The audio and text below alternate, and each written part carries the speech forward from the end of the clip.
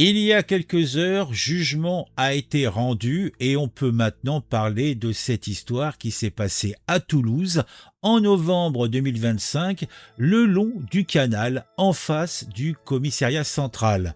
Bon, là, on va suivre les aventures, ou plutôt mes aventures de Fatima.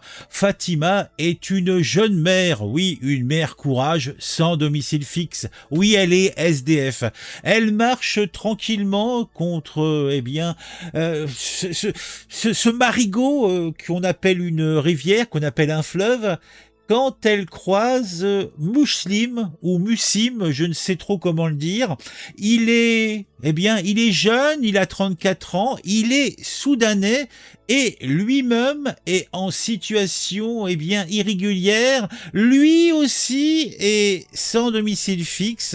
Bon, il se trouve que il est alcoolisé, il devait faire froid en ce mois de novembre, il se réchauffait comme il pouvait et il va attirer sous un prétexte fallacieux Fatima dans un bosquet isolé. Alors déjà, Fatima, pourquoi l'as-tu suivi, miséreuse?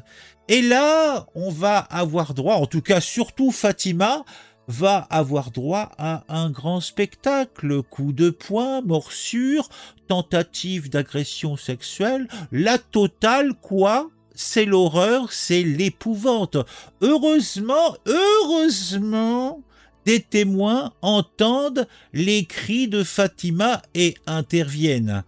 L'agresseur, alcoolisé comme il était, n'en était pas moins un minimum intelligent et il prend la fuite, mais il est rapidement interpellé par les forces de l'ordre.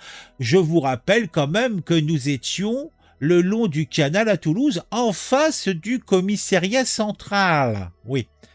Bon, ce qui devient particulièrement croustillant dans cette histoire, c'est que au départ, Mussim a été poursuivi pour tentative de viol et vol avec violence. Des qualifications sérieuses pour un crime passible de la cour d'assises. Mais voilà, les faits ont été correctionnalisés. Traduction pour ceux du fond qui ne comprennent pas tout. Au lieu de passer devant une cour d'assises pour un crime, notre homme va passer devant un tribunal correctionnel pour un simple délit. Pourquoi ? Parce que, oui, le dossier comporte pas mal de failles, dixit la justice. Pas d'expertise médicale de la victime, parce que Fatima, sans domicile fixe, était difficile à localiser. Bon, c'est pratique, vous me direz, non? On ne trouve pas la victime, alors on allège les poursuites. La procureure avait réclamé 7 ans de prison, 7 petites années, mais finalement, Mussim écopera de 4 ans de prison ferme pour les faits de vol avec violence. Faute de mise sous scellé des objets, il a même été relaxé. Oui, relaxé comme si de rien n'était. Alors, la petite cerise sur le gâteau, car j'aime bien avoir une petite cerise sur mon gâteau, le Soudanais en situation irrégulière reçoit une interdiction définitive du territoire français et sera inscrit au fichier judiciaire des auteurs d'infractions sexuelles ou violentes. Une interdiction définitive du territoire pour un type qui était déjà en situation irrégulière? Bon, est-ce que vous aussi, l'ironie, ça vous parle? Alors voilà, 4 ans ferme pour une agression sexuelle avec coups et morsures sur une femme déjà fragilisée par la rue. Et pendant ce temps, on se demande pourquoi la confiance à la justice s'érode. Mystère et boule de gomme une fois de plus.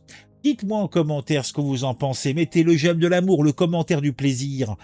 Et puis, si ce n'est pas encore fait, rejoignez-nous en vous abonnant à la chaîne et n'oubliez pas d'activer la petite cloche pour être mis au courant quand je sors une nouvelle vidéo. À très vite.